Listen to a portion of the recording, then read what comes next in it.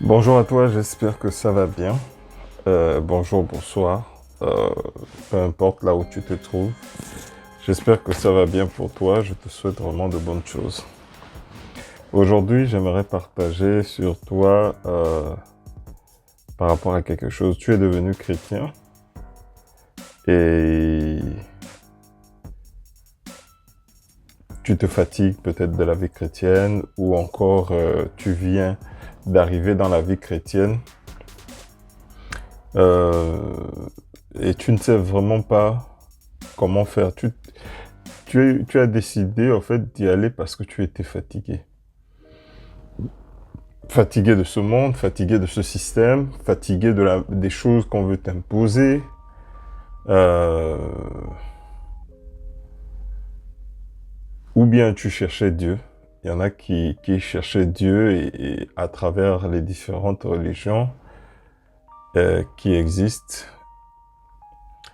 Et ils ont trouvé le christianisme. J'ai envie de te dire que tu as fait le bon choix. Euh, et je te le dis, tu as fait le bon choix. Tu vois, je voudrais partager un passage avec toi. Il y a un passage de la Bible, Jérémie 5, verset 1, qui dit la chose suivante. Donc je le lis pour toi. Jérémie 5, verset 1. Voici ce que la Bible dit. Il dit la chose suivante. Là, c'est Dieu qui parle, en fait, au prophète Jérémie. Jérémie, c'est un prophète de la Bible. Quand tu vas commencer à lire ta Bible, tu sauras de quoi je parle. Il dit, en fait, à Jérémie, parcourez les rues de Jérusalem, regardez, informez-vous, cherchez dans les places.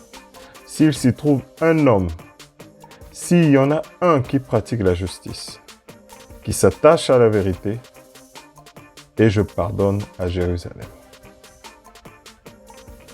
S'il se trouve un homme qui pratique la justice, un, qui s'attache à la vérité, deux, je pardonnerai à Jérusalem. Donc je pardonnerai à toute une ville. S'il se trouve un homme qui s'attache à la vérité, qui pratique la justice, ou si vous voulez l'inverse, qui pratique la justice, qui s'attache à la vérité, je pardonne Jérusalem. Donc, un chrétien qui s'attache à la vérité, qui pratique la justice, peut sauver toute une ville.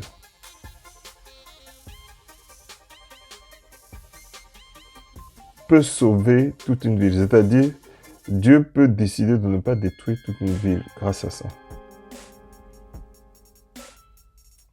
Donc, le fait de s'attacher à la vérité, le fait de pratiquer la justice,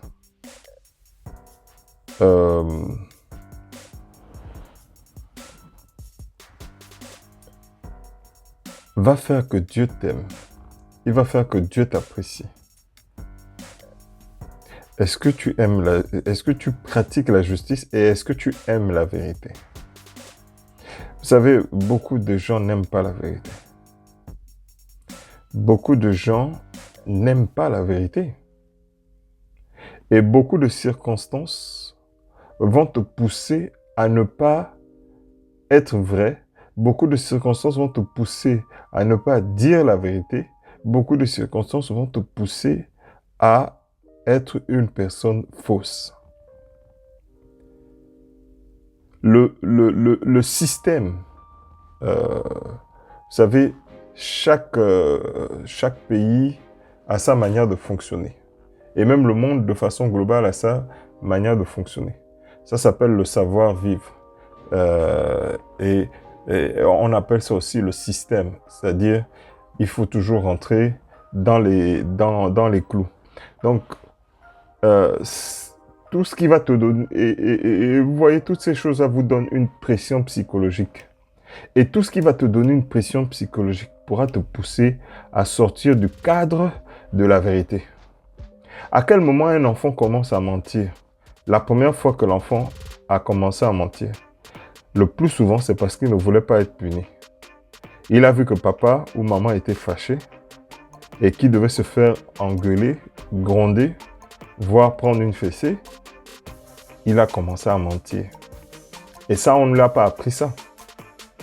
Il a pensé, c'est-à-dire l'instinct animal a surgi, l'instinct de survie animale a surgi, et il a commencé à mentir. Tout ce qui te donnera une pression pourra te pousser à mentir.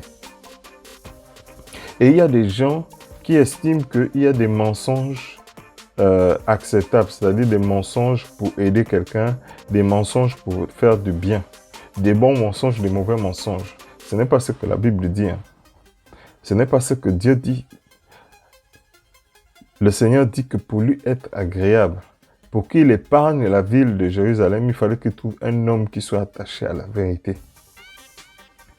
Est-ce que tu aimes la vérité?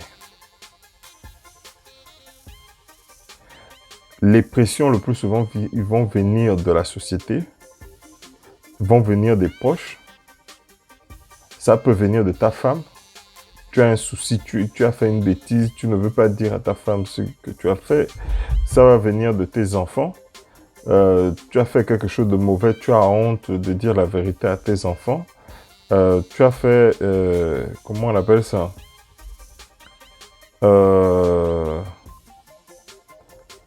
Tu as une pression donnée par ton patron. Ou bien une pression culturelle donnée par tes parents.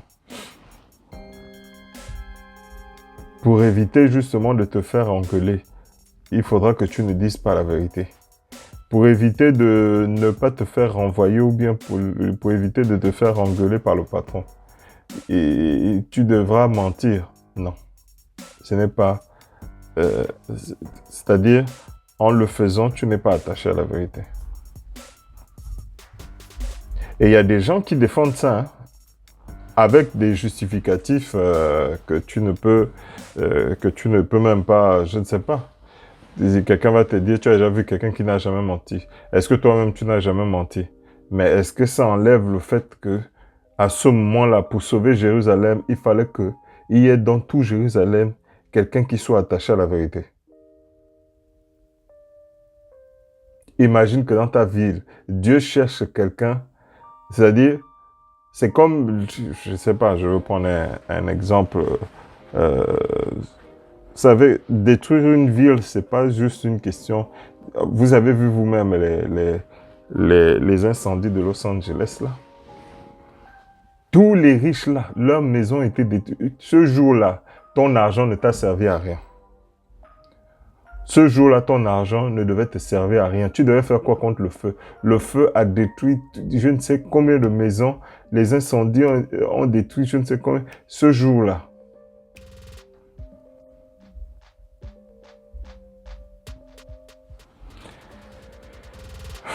Donc, est-ce que tu es attaché à la vérité?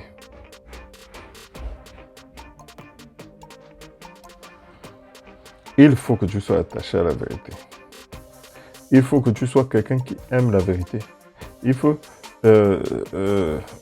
j'étais animateur dans un mariage.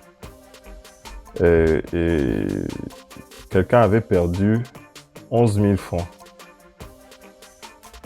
Et au départ, je pensais que c'était moi. Ensuite, j'ai vu que ce n'était pas moi. Maintenant, la personne qui est venue me voir, je pensais d'abord que c'était moi. Ensuite, je suis allé voir la personne. Quand j'ai constaté que c'était pas moi, je suis allé voir la personne qui m'a remis les 11 000. Bon, c'était moi le maître de cérémonie.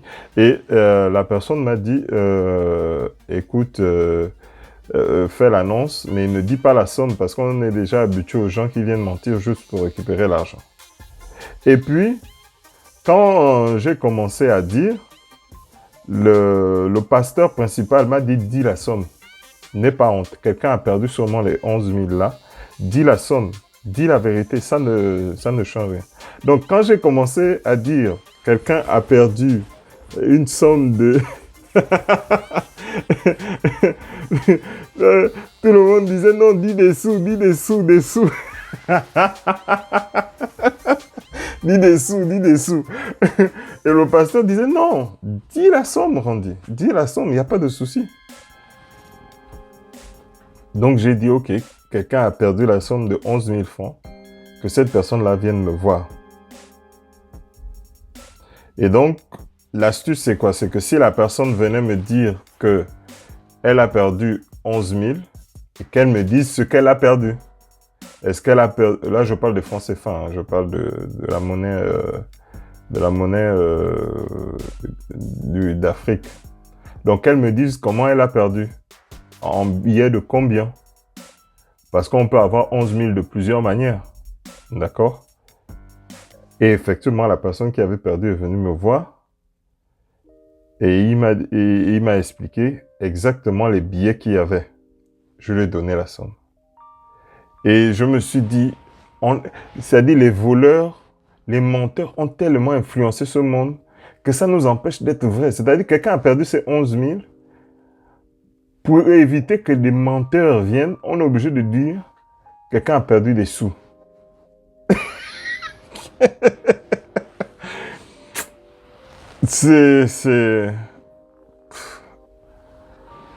Il faut que le bien contienne le mal. Il faut que la vérité contienne le mensonge.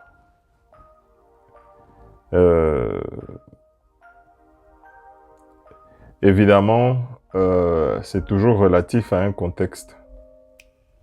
Mais dans tout le cas, autant que cela dépende de toi, sois attaché à la vérité. Je vais continuer ça dans la suite de la vidéo. Sois attaché à la vérité. Nous allons partager un autre passage dans la suite de la vidéo.